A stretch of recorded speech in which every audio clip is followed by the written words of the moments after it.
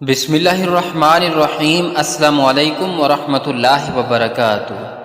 ناظرین گرامی، آپ نے اونٹ کو دیکھا ہوگا۔ کیا آپ نے کبھی اونٹ کی شکل و صورت پر غور کیا ہے؟ اس کی ایک منفرد خصوصیت یہ ہے کہ اللہ تبارک و تعالی نے اس کو اپنی ایک نشانی کے طور پر بیان فرمایا ہے۔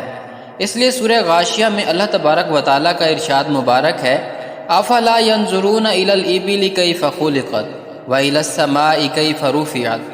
ان آیات کا ترجمہ کچھ یوں ہے، کیا یہ لوگ اونٹ کو نہیں دیکھتے کہ انہیں کیسے پیدا کیا گیا، اور آسمان کو کیسے بلند کیا، اور پہاڑوں کو کہ انہیں کس طرح گاڑا گیا، اور زمین کو کیسے بچھایا گیا۔ اللہ تبارک و تعالی نے اپنی 4 بڑی نشانیوں کا ذکر فرمایا ہے۔ غور طلب بات یہ ہے کہ آسمان، پہاڑ اور زمین جیسی نشانیوں کو بعد میں بیان فرمایا اور اونٹ کو ان نشانیوں پر مقدم کیا۔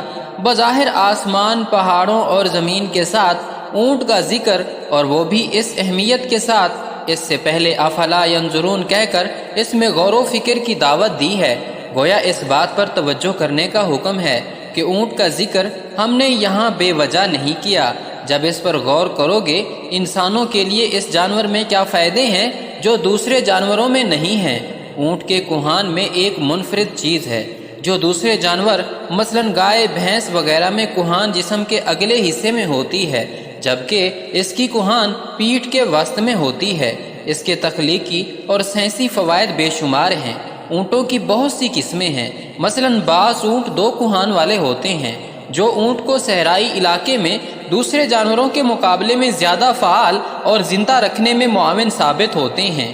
وزن اٹھانے کی صلاحیت، صحرا میں گرم ترین موسم میں کام کرنا اونٹ کی خاص پہچان ہے۔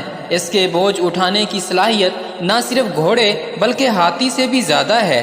جسمانی وزن کے لحاظ سے بوجھ اٹھانے کی صلاحیت میں کوئی دوسرا حیوان اس کا مقابلہ نہیں کر سکتا۔ اس کے پورے جسم کے مقابلے میں اس کی ٹانگیں کافی پتلی ہوتی ہیں۔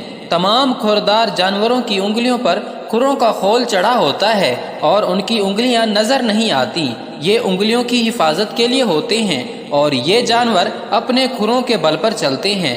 اونٹ اس معاملے میں بھی دوسرے جانوروں سے مختلف ہوتے ہیں کہ اس کے کھر تو ہوتے ہیں مگر اس کی انگلیوں کا اگلا حصہ ناخن کی صورت میں کھلا ہوتا ہے۔ بہت سے جانور پنجوں کے بل پر چلتے ہیں، جیسے کتا، بلی وغیرہ۔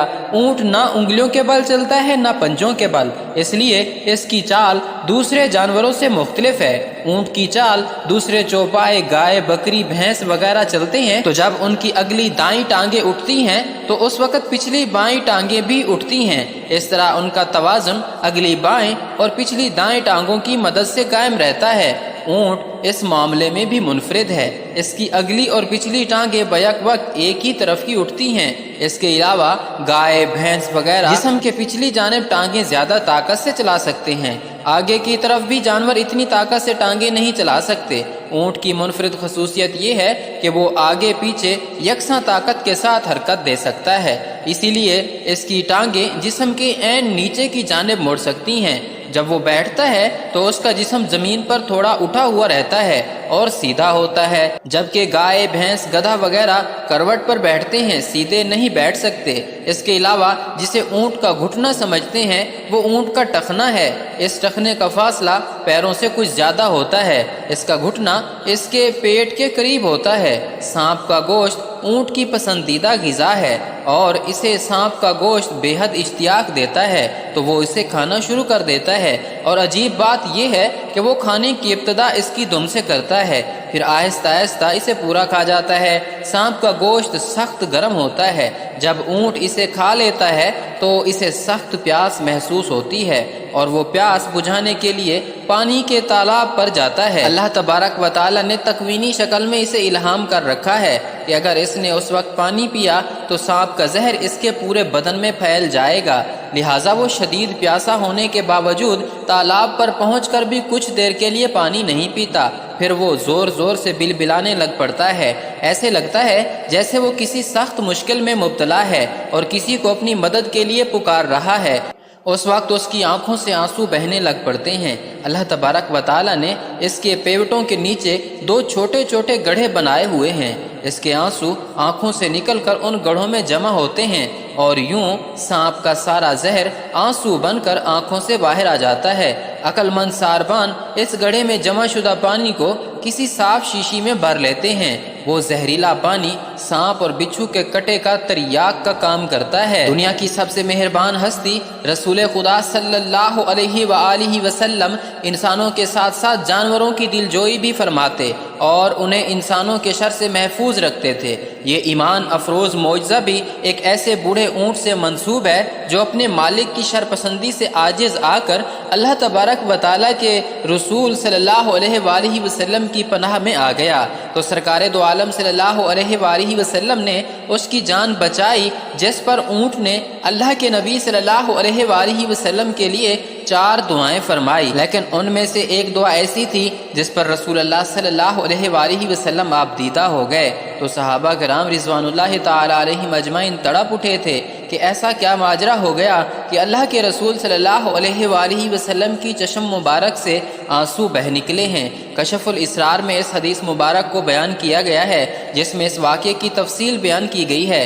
ابن ماجہ رحمۃ اللہ نے اس حدیث مبارک کو حضرت تمیم داری رضی اللہ تعالی عنہ سے روایت کیا ہے۔ وہ فرماتے ہیں ہم حضور نبی اکرم صلی اللہ علیہ وآلہ وسلم کی بارگاہ اقدس میں حاضر تھے، ایک اونٹ بھاگتا ہوا آیا اور حضور نبی اکرم صلی اللہ علیہ وآلہ وسلم کے سر انور کے پاس آ کر کھڑا ہو گیا جیسے کان میں کوئی بات کہہ رہا ہو۔ آپ صلی اللہ علیہ وآلہ وسلم نے فرمایا، اے اونٹ پرسکون ہو جا، اگر تو سچا ہے تو تیرا سچ تجھے فائدہ دے گا اور اگر تو جھوٹا ہے تو تجھے اس جھوٹ کی سزا ملے گی۔ بے شک جو ہماری پناہ میں آ جاتا ہے اللہ تبارک و تعالیٰ بھی اسے امان دے دیتا ہے اور ہمارے دامن میں پناہ لینے والا کبھی نامراد نہیں ہوتا۔ ہم نے عرض کیا یا رسول اللہ صلی اللہ علیہ وآلہ وسلم یہ اونٹ کیا کہتا ہے؟ آپ صلی اللہ علیہ وآلہ وسلم نے فرمایا، اس اونٹ کے مالکوں نے اسے ذبح کر کے اس کا گوشت کھانے کا ارادہ کر لیا تھا، سو یہ ان کے پاس سے بھاگ آیا ہے اور اس نے تمہارے نبی صلی اللہ علیہ وآلہ وسلم کی بارگاہ میں استغاثہ کیا۔ ہم ابھی باہم اسی گفتگو میں مشغول تھے کہ اس اونٹ کے مالک بھاگتے ہوئے آئے۔ جب اونٹ نے ان کو آتے دیکھا تو وہ دوبارہ حضور نبی اکرم صلی اللہ علیہ وآلہ وسلم کے سر مبارک کے قریب ہو گیا اور آپ صلی اللہ علیہ وآلہ وسلم کے پیچھے چھپنے لگا۔ ان مالکوں نے عرض کیا یا رسول اللہ صلی اللہ علیہ وآلہ وسلم ہمارا یہ اونٹ 3 دن سے ہمارے پاس سے بھاگا ہوا ہے اور آج یہ ہمیں آپ کی خدمت میں ملا ہے۔ اس پر آپ صلی اللہ علیہ وآلہ وسلم نے فرمایا، یہ میرے سامنے شکایت کر رہا ہے اور یہ شکایت بہت ہی بری ہے۔ انہوں نے عرض کیا یا رسول اللہ یہ کیا کہہ رہا ہے؟ آپ صلی اللہ علیہ وآلہ وسلم نے فرمایا، یہ کہتا ہے کہ یہ تمہارے پاس کئی سال تک پلا بڑھا، جب موسم گرما آتا تو تم گھاس اور چارے والے علاقوں کی طرف اس پر سوار ہو کر جاتے اور جب موسم سرما آتا تو اسی پر سوار ہو کر گرم علاقوں کی جانب کوچ کرتے۔ پھر جب اس کی عمر زیادہ ہو گئی تو تم نے اسے اپنی اونٹنیوں میں افزائش نسل کے لیے چھوڑ دیا۔ اللہ تعالیٰ نے تمہیں اس سے کئی صحت مند اونٹ عطا کیے۔ اب جب کہ یہ اس خستہ حالی کی عمر کو پہنچ گیا ہے تو تم نے اسے ذبح کر کے اس کا گوشت کھا لینے کا منصوبہ بنا لیا ہے۔